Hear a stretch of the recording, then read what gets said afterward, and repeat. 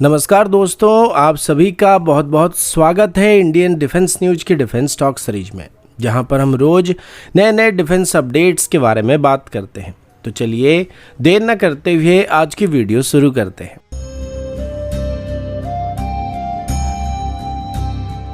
आज की पहली अपडेट इंडियन एयरफोर्स के future fighter jet road map को लेकर है। अभी मीडिया में बात चल रही है कि भारत की तरफ सभी 114 एडिशनल रफाल जेट को खरीदा जाने वाला है, लेकिन इसी के साथ ही ट्विटर यानी कि एक्स जैसे सोशल मीडिया प्लेटफॉर्म पर और बाकी डिफेंस प्लेटफॉर्म पर ये कंसर्न सामने आ रहा था कि क्या 114 रफाल को ऑर्डर करने के बाद भारत की इंडिजिनस एयरक्राफ्ट ऑर्डर पर इसका कोई असर पड़ने वाला है या फिर नहीं पड़ने वाला है।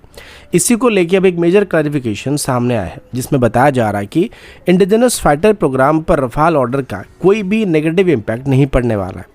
इंडियन एयरफोर्स की तरफ से रफाल एक्विजिशन और इंडिजिनस एयरक्राफ्ट डेवलपमेंट को बिल्कुल अलग अलग प्लानिंग के साथ डिजाइन किया गया है। मतलब रफाल एक शॉर्ट टर्म ऑपरेशन रिक्वायरमेंट है, जबकि एमका और तेजस मार्क 2 जैसे प्लेटफॉर्म जो होने वाले वो लॉन्ग रेंज स्ट्रेटेजिक प्लानिंग का हिस्सा बनने वाले हैं।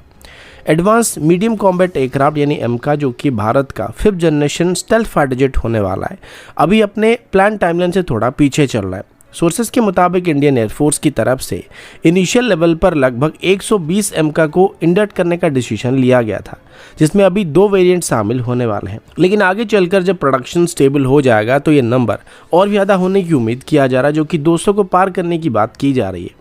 दूसरी तरफ तेजस मार्क 2 को इंडियन एयरफोर्स अपना प्राइमरी मीडियम वेट फाइटर के रूप में इस्तेमाल करने वाली है। अभी के प्लानिंग के हिसाब से कम 120 तेजस मार्क 2 एयरक्राफ्ट इंडियन एयरफोर्स में इंडक्ट होने वाले हैं। अगर एमका और तेजस मार्क 2 दोनों को मिला दिया जाए तो फ्यूचर में इंडियन एयरफोर्स का इंडिजिनस फाइटर एयरक्राफ्ट का फ्लीट 400 एयरक्राफ्ट की फिगर को क्रॉस करने वाला है, जो कि 2040 के बाद इंडियन एयरफोर्स का बैकबोन बनने वाले हैं।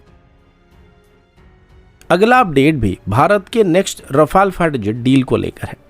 अभी जो प्रपोजल सामने आ रही है उसके मुताबिक भारत को सबसे पहले लगभग 18 रफाल जेट डायरेक्टली फ्रांस की तरफ से फ्लाई कंडीशन में डिलीवर किया जाने वाला है, जिसके बाद बचे हुए 96 एयरक्राफ्ट को भारत में मैन्युफैक्चर किया जाने वाला है। ये प्रोडक्शन डसॉल्ट एविएशन और इंडियन पार्टनर के कोलैबोरेशन में किया जाएगा। इस डील का एक बहुत ही इंपॉर्टेंट हिस्सा सफरान की एयरक्राफ्ट इंजन होने वाला है। सोर्सेज के मुताबिक इस डील के साथ सफरान की तरफ से अभी भारत में अपनी M88 सीरीज की टर्बोफैन इंजन की लोकल प्रोडक्शन को स्टार्ट किया जाने वाला है। स्पेशली उन 96 रफाल जेट के लिए जो भारत में असेंबल किए जाने वाले हैं, उनके लिए इंजन को भारत में मैन्युफैक्चर किया जाएगा। टोटल रिक्वायरमेंट को अगर देखा जाए तो अराउंड 96 रफाल को बनाने के लिए भारत को लॉन्ग टर्म में 204 के आसपास इंजन की जरूरत पड़ने वाली है। मतलब 200 से ज़्यादा M88 सीरीज के इंजन को भारत में ही बनाया जाने वाला है। इसके अलावा फ्यूचर में भी रफाल फ्लीट को एडिशनल इंजन की जरूरत पड़ने वाले, क्योंकि हर एक एयरक्राफ्ट को अपनी सर्विस लाइफ के दौरान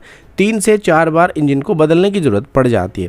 उस हिसाब से देखा जाए तो भारत को फ्यूचर में 1000 से भी ज़्यादा M88 सीरीज की इंजन की जरूरत पड़ने वाली है, और ये एक मैसिव नंबर होने वाला, जो कि प्योरली इंपोर्ट से पूरा करना भारत के लिए काफ़ी कॉस्टली होने वाला है। फिलहाल अभी अगर M88 सीरीज के इंजन को भारत में बनाया जाता है तो इसमें 40 से 60% के आसपास इंडिजिनस कंटेंट को इस्तेमाल करने का डिमांड किया जा सकता है। ये लेवल Su-30 MKI के AL-31F इंजन जैसा हो सकता है, जिसमें HAL भारत में इनको असेंबल करने वाला है।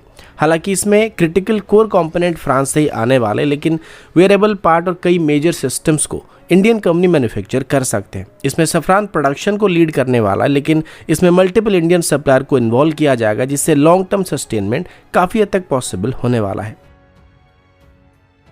अगला अपडेट इंडियन एयरफोर्स के unmanned combat aerial vehicle plan को लेकर यानी कि UCAV प्लान को लेकर है।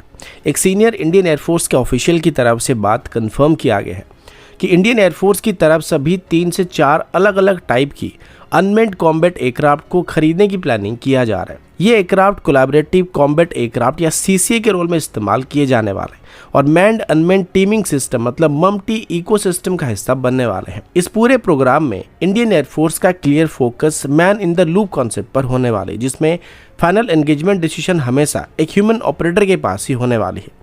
इंडियन एयरफोर्स की तरफ से भी fully autonomous fire and forget type की कॉम्बैट ड्रोन से दूर रहने का फैसला किया जा रहा है, क्योंकि हमारे टॉप लीडरशिप्स का मानना है कि completely autonomous lethal system high intensity combat situation में अनइंटेंशनल एस्केलेशन को क्रिएट कर सकते हैं। इसी वजह से इंडियन एयरफोर्स अभी semi autonomous royal wingman concept पर काम कर रही है, जहां unmanned combat aircraft man fighter को बस सपोर्ट करने का काम करने वाले, लेकिन कंप्लीटली रिप्लेस नहीं करेंगे। इस पूरे इकोसिस्टम में सबसे आगे चल रहा प्रोजेक्ट एचएएल का मीडियम वेट कैटेगरी की सीसी एयरक्राफ्ट होने वाला है, जो लगभग 2.1 टन क्लास का एयरक्राफ्ट होने वाला है। ये क्लीन सीट डिजाइन होने वाली है और अभी ये प्रोटोटाइप स्टेज में पहुंच चुका है। इसका फाइनल फ्लाइट 2027 के आसपास करने की उम्मीद किया जा रहा है और ये एयरक्राफ्ट आईएसआर इलेक्ट्रॉनिक वॉरफेयर और प्रिसिजन स्ट्राइक जैसे मिशन को करने के लिए डिजाइन किया जा रहा है और आगे चल के ये तेजस मार्क 2 के साथ ऑपरेट करने वाला है। इस कोलैबोरेटिव कॉम्बैट एयरक्राफ्ट के मॉड्यूलर पेलोड बे में रुद्रम एंटी रेडिएशन मिसाइल और स्मार्ट एंटी एयरफील्ड वेपन जैसे सिस्टम को इंटीग्रेट किया जा सकता है। स्वार्म टैक्टिक की मदद से ये अनमैन्ड कॉम्बैट एयरक्राफ्ट दुश्मन की हेवी एयर डिफेंस सिस्टम जैसे कि S-400 जैसे सिस्टम को भी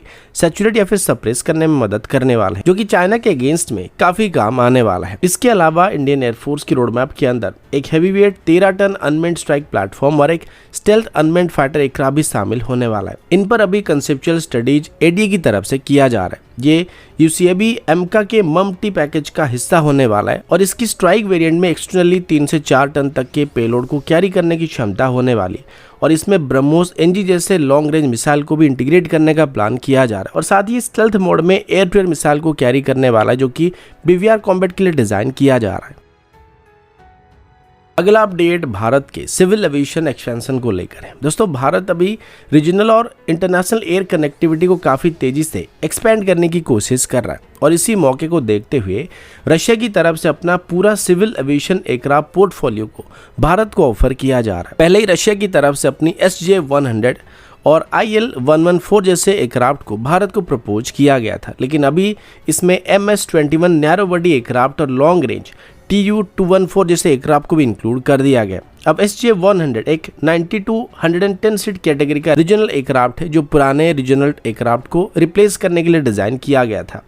वहीं पर IL-114 एक टर्बोप्रॉप एयरक्राफ्ट है, जो कि 500 किलोमीटर से लेकर 1500 किलोमीटर के आसपास की शॉर्ट हॉल रूट को कवर करने के लिए ऑप्टिमाइज किया गया है। ये दोनों एयरक्राफ्ट भारत की उड़ान स्कीम के रीजनल कनेक्टिविटी मॉडल के लिए काफी सुइटेबल माने जा रहे हैं, लेकिन इसके बाद अभी लॉन्गर और बिजियर रूट के लिए रशिया की तरफ से अपनी MS-21 एयरक्राफ्ट को पिच किया जा रहा है। ये एक next generation narrow body aircraft है, जो कि 3000 किलोमीटर से भी ज्यादा की रेंज में हब टू हब ऑपरेशन के लिए डिजाइन किया गया है। इस एयरक्राफ्ट का focus major Indian metro cities को कनेक्ट करने का होने वाला है। इसके बाद TU-214 एक long range narrow body aircraft होने वाला है, जिसको बोइंग 757 और एयरबस की A320 जैसे एयरक्राफ्ट के अल्टरनेटिव के तौर पर डेवलप किया गया था। इस एयरक्राफ्ट की ऑपरेशनल रेंज 4300 किलोमीटर से लेकर 6500 किलोमीटर तक होने वाली है, जिसकी मदद से Bharat south east Asia, middle east countries, east Asia और कुछ अफ्रीकन रीजन तक आराम से नॉन स्टॉप फ्लाइट को ऑपरेट कर सकता है। इसका 25.2 टन का पेलोड कैपेसिटी इसको हाई डेंसिटी और पैसेंजर कार्गो मिक्स ऑपरेशन के लिए भी आइडल बनाने वाला है।